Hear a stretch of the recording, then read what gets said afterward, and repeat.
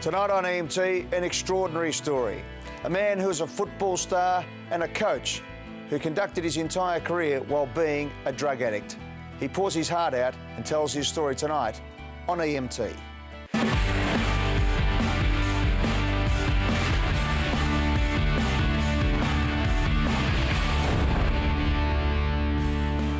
For 14 years and 246 games at the Collingwood Football Club, for 6 years as an assistant coach at North Melbourne, Carlton and Hawthorn, and for 2 years as a coach in the VFL at North Ballarat, Gavin Crosisca has been a champion player, a leader amongst men, a coach and a drug addict. He joins me tonight on EMT.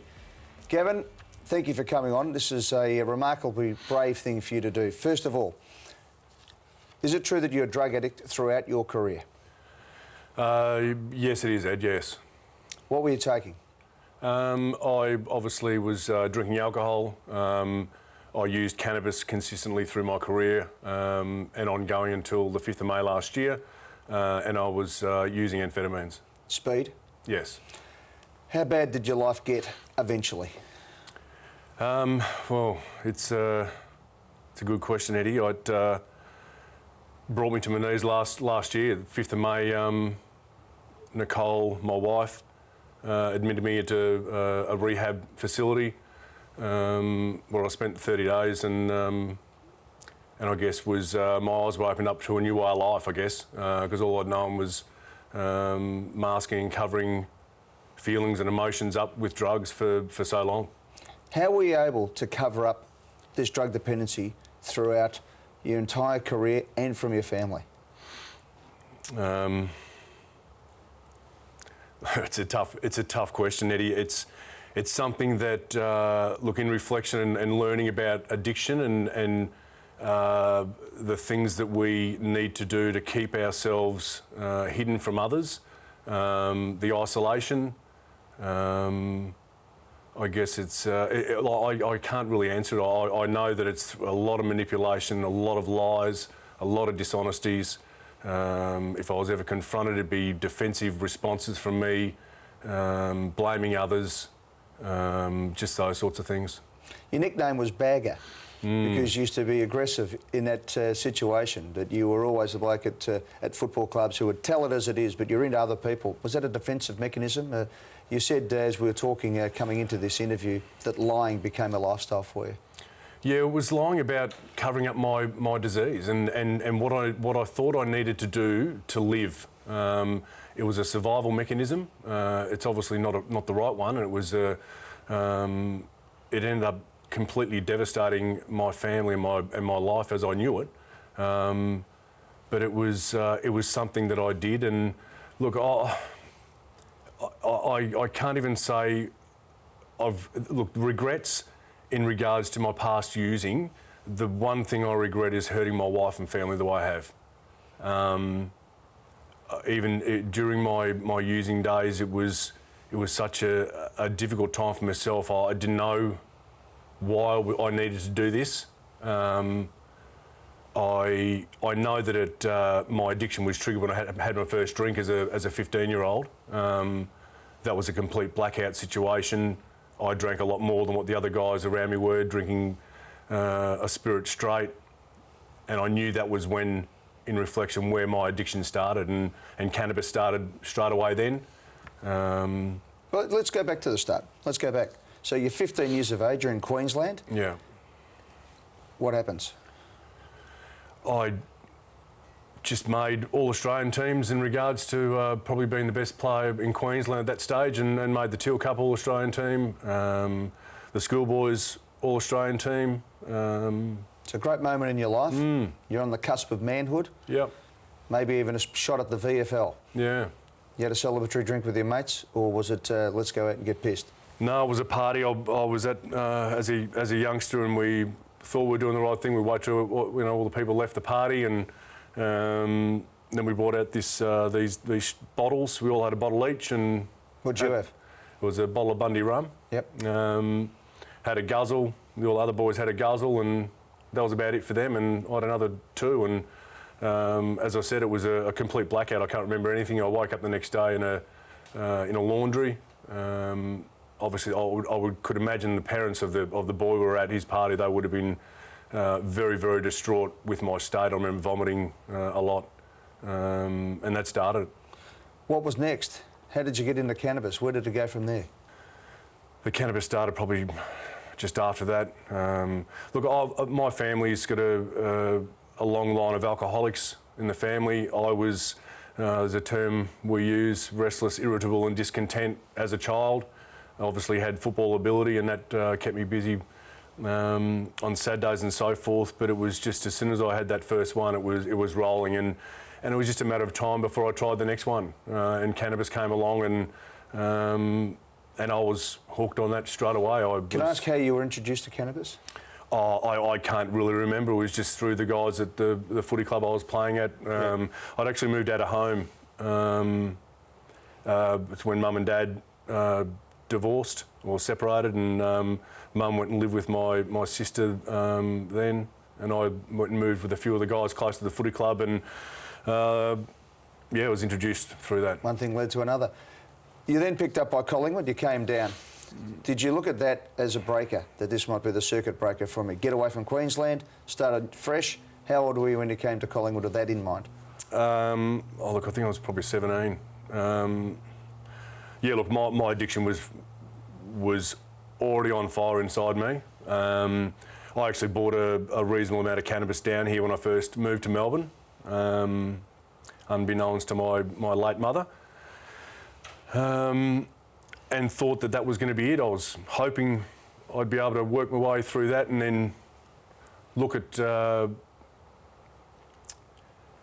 getting into a positive football career, Ed. Yeah. But unfortunately, I got through that, and then Ed, it didn't take long for me to find someone else where I can get some more stuff from. Your mum Kay came down. She was the house mother at Coventry House, which was the house where the young Collingwood players went to. How were you able to sort of hide all this from everybody around the place? Look, there were periods of time where it wasn't through the Coventry House days. There would have been completely limited use because I didn't have any contacts at that stage. Yeah. It was probably after Coventry House, after Mum passed away. I think it was probably end of '89 where I might have found some contacts in regards to other types of drugs, and then it probably flourished from then. Well, the trigger points throughout your life, because you mentioned your parents broke up, and these are all very normal and symptomatic issues with kids coming through, trauma in their life or celebrations. Your first drink after a major achievement, making the All-Australian, getting into drugs, coming down to or when your parents broke up, your mother's passing, premiership, when we'll get to this in a few moments' time, but premierships, Darren Mullane, finishing up your career, these were all trigger points in your life. Were they things that you battled against, or are they excuses? Look, they certainly didn't make me into the person that I am today. They didn't make me into an alcoholic or a drug addict. That was already in me. But they might have been excuses, justifications to use more. Not quite sure. It was a look. Lots of people lose loved ones to death. Not everyone will go and use drugs to cope with it. Okay, you're breaking into the Collingwood side. You're a great young player coming through. How often were you smoking marijuana and cannabis at that stage? I wasn't at all early days. Probably through '90, I might have started the consistent cannabis use. Yeah, and when you say consistent, is that daily or weekly? Yeah, daily. Every day?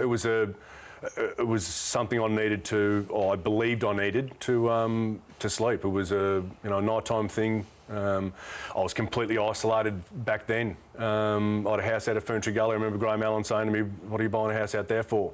And I certainly wasn't going to tell Gubby I was going out there so no one would pop in and catch me stoned on the couch. It was purely for isolation, so I can be on my own. So you made a conscious decision to get away from all the Collingwood blokes who mostly lived around the Collingwood area in those days, and you just wanted to do your own thing because, again, that was a mechanism for you to feed the beast, if you like. Socially inept, yes. Yeah. Did that make it harder for you that you were socially inept in your mind, that you're this kid from Queensland, all the other things going on? Because you're well loved by everybody. Thanks, Ed. You were, but when you were well loved by everybody at Collingwood. Yeah, it's who I was. Unfortunately, it's who I was. It was the person I was, and I was dealing with things the best way I could. Okay, the inevitability, and we talk about this whenever we talk about drugs, alcohol to marijuana, going up a notch, up to speed, up a few notches, up to amphetamines and speed. How did that happen? Just out of the blue, going to a one-day cricket match at the end of '89, I think it was. Had a taste of it, and to change the inside that I was feeling, it was perfect for me. It just it gave me confidence. It allowed me to communicate well, and it changed the person I thought I was. So that was 89-90 or 88-89? 89-90. Okay, so going into the Collingwood Premiership year. How much over that summer, and did you take speed during that season? No, it was just a once-off, and then the next taste I had was in our grand final celebrations. Okay, it was a very social time, the 90s.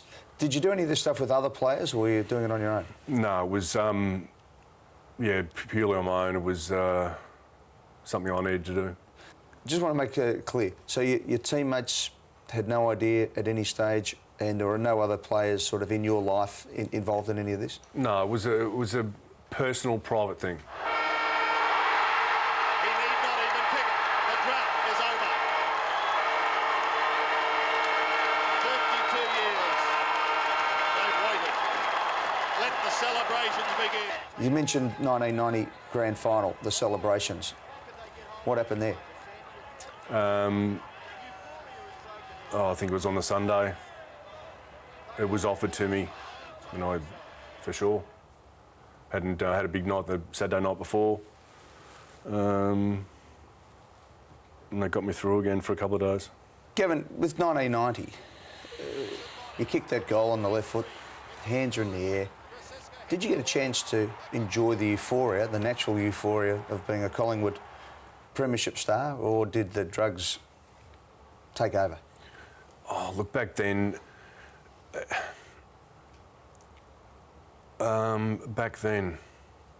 I was. Look, I guess after the grand final, it's one of relief. It's a feeling of relief. You know, you hear guys talk about the second ones. You know, they remember that a lot more, a lot easier, and I think that was a bit the case. It was all a bit of a blur, and it all happened pretty quickly. And I don't know whether that was me not being able to feel. I've pushed emotions aside, and this is not during. I don't know I'm doing this during it. It's a reflection on knowing about my issue and the illness, and working on my recovery, and that's how I look back at this sort of stuff. And I don't know whether I enjoyed it like I should have, because whether I was happy, sad, or it was all emotions were pushed aside. It was a phenomenal experience. Whether I appreciated it or not, I don't know. The days afterwards, and we remember being down on the Monday and everyone having the funny ties on, and everyone was there and having fun and drinking, and it was a tremendous time for everybody. Can you remember it? Did you enjoy that, or was there something else happening? Yeah, no, did the speed get hold of you? We were there? drinking, Ed. I was having a great time. Don't you worry. Yeah. I had a ball like everyone else. Yeah, it was a great experience. There's going to be a few blokes who are watching this tonight who are just doing exactly this as we speak. What do you say?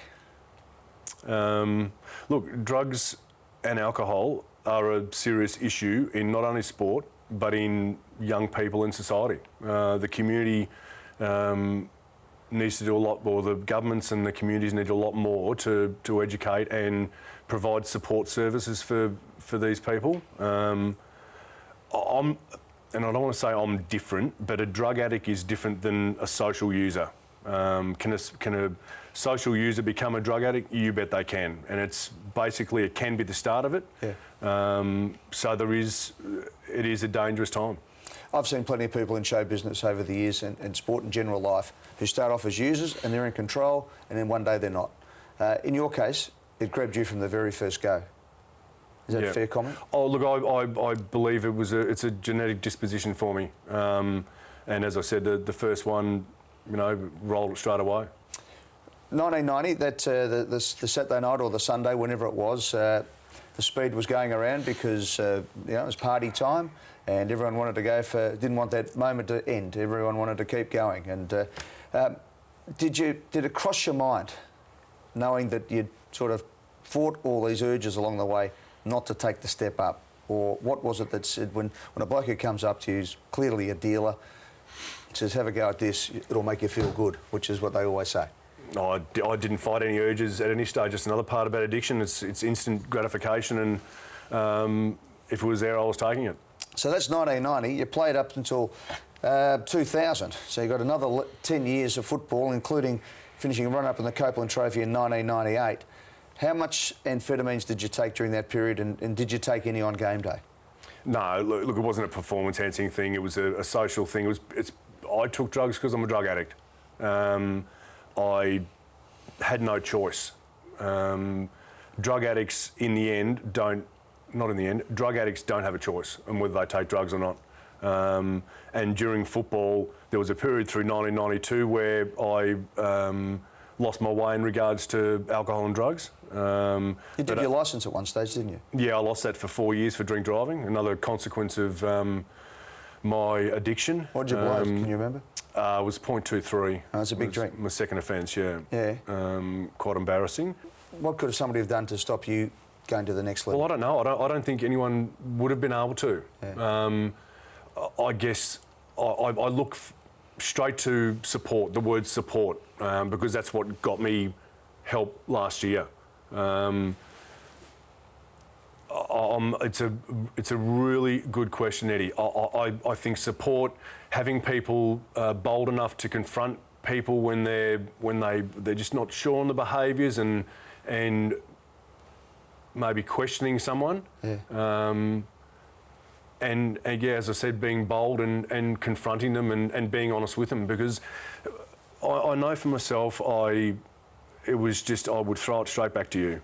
Yeah. And I would say, oh, I'm fine, there's nothing wrong with me. Yeah. I'm all good. Did you live dual lives then as a footballer and then the other side of your life? Well, my reality, Ed, was me smoking cannabis. Yeah.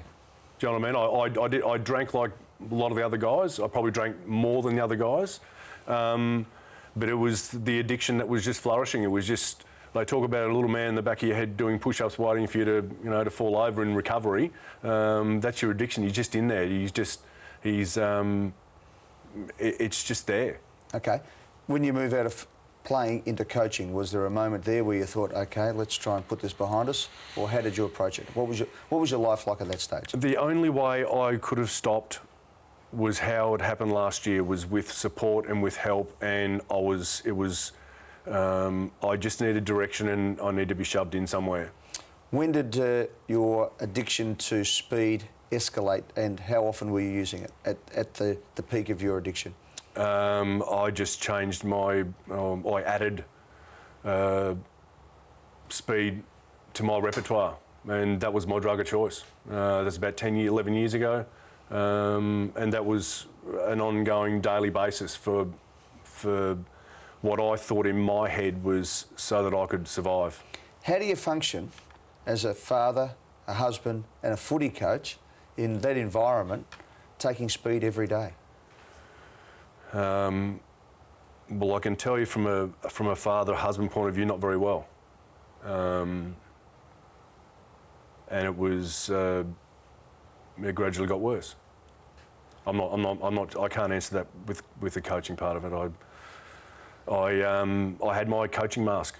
I had a mask that I could put on for a period of time and do what I had to do. You were being mentioned in dispatches as a senior coach. When you read that in the paper, what did you think? Back early when I first started in an assistant role, it was probably Hawthorn days. There was a few coaches getting sacked. I couldn't manage myself, let alone a list of 42 players. I was masquerading. After the break, we speak to Gavin Crosisca about his moment of truth. That's next on EMT.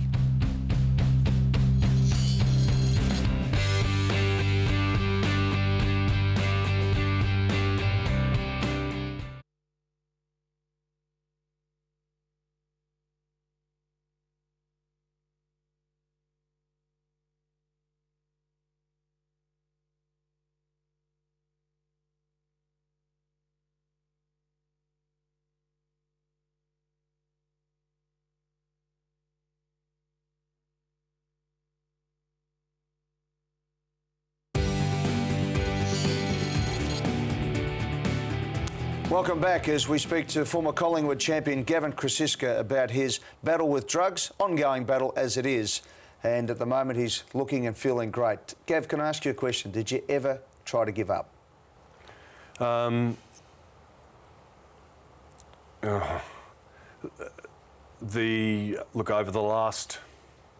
the last 10 years,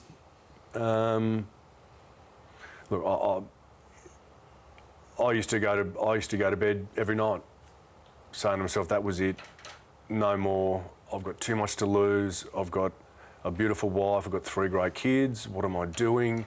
I just didn't understand why I needed to do this. And I'd go to bed each night and I'd pray. I'd say, just get me through this, let me stop. And the next morning, it's all I'm thinking about is scoring again. And how long did that go on for? Oh, look, it would have to, that feeling of that complete powerlessness over my addiction, probably at least the last 4 years.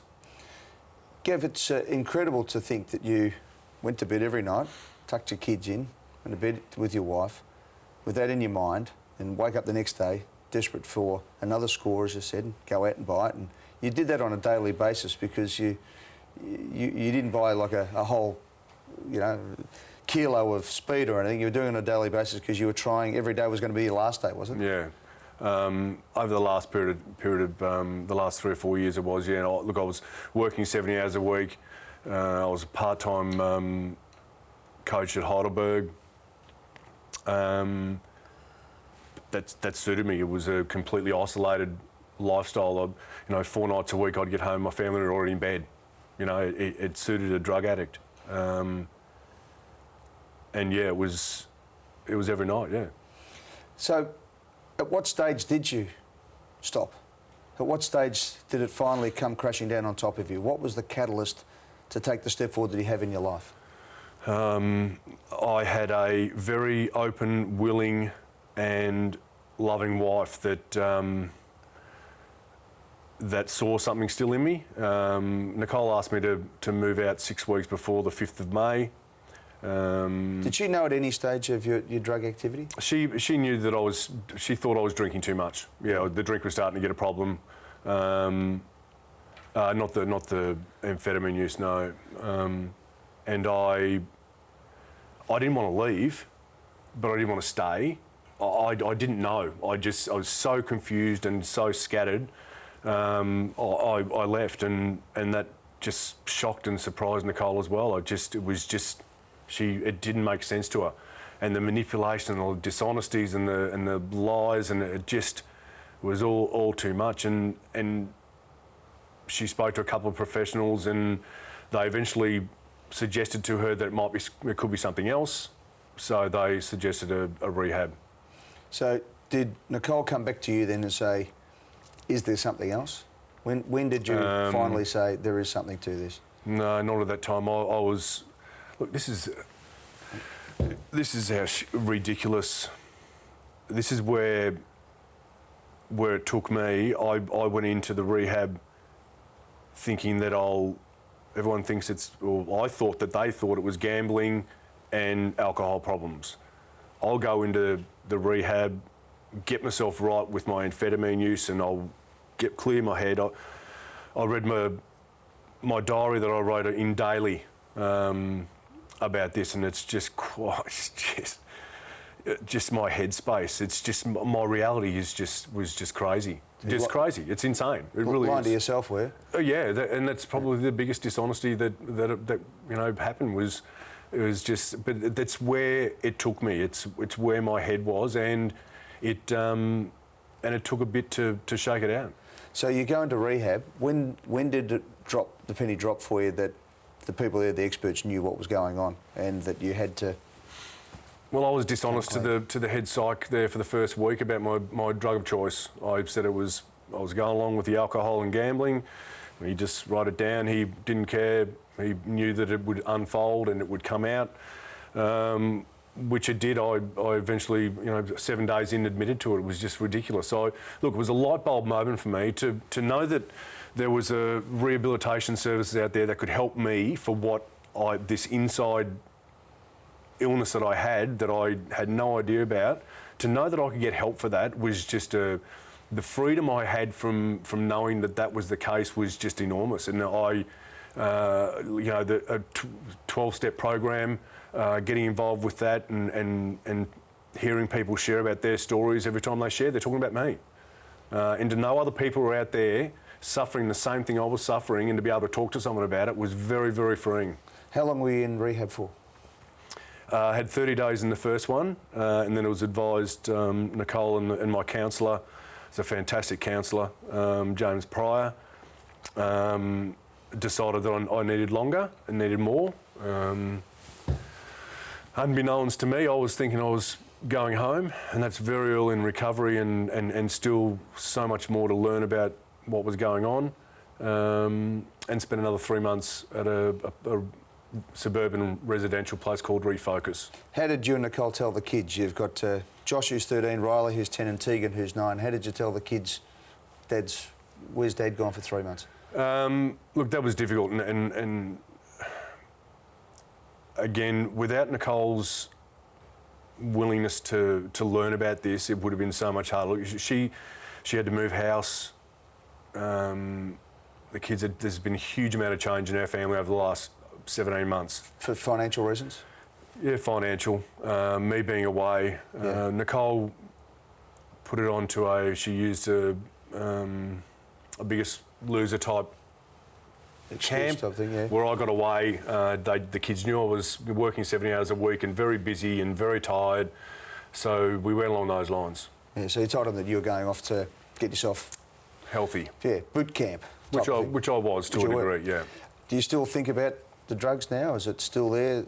Is it something that you have to fight every day? No, the obsession for me to use drugs was gone day one at Malvern. Alcohol, I sort of, it's a bit of I get a bit of the poor me's and think, I'm not going to be able to drink anymore, but it's not about... I know where it'll take me. I wasn't a problem drinker. I'm an alcoholic, and I drink alcoholically. Another thing that I've sort of realised in my recovery time, that I didn't drink normally anyway, and I didn't think about drinking normally, which is probably the key issue. But it's been an ongoing process, and the 12-step programs have really helped in regards to removing that obsession. It's a new way of life and a new way to go about things. How much do you think it's cost you over the years? I gather if you're going to a dealer every day getting drugs, it costs more than buying it in bulk. It's just simple economics. But that and all this stuff, how much has it set you back? Has it sent you back? It's cost myself and my family enormously, emotionally, spiritually, materially, mentally. It's cost us everything, especially my wife.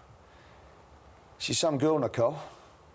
Look, the support, and I think you asked the question before about what you could do to help others in a situation. Well, her support and the way she's been open to learn about addiction, and to be there for me, and her patience. She's just been, she's been. What's the word, Eddie? She has been... Just a constant support for you? Or she's obviously just got involved in it and decided to make that her life, to find out, open up to it. Rather than being accusing, she's accepted you. Is that what you're looking for? Well, no. Look, it's been really difficult for her. Like, it's, as I said, last year was a tough year for her. It was extremely tough, and she has several tough days now still, because I've cost her a lot. The consequences of my addiction has cost my family, and that's the hidden thing that I think addiction we don't know about, and it's the families and the loved ones and the brothers and sisters and the mums and dads and the wives or husbands who are involved with the addict. They get affected equally as much as the person who is the addict. So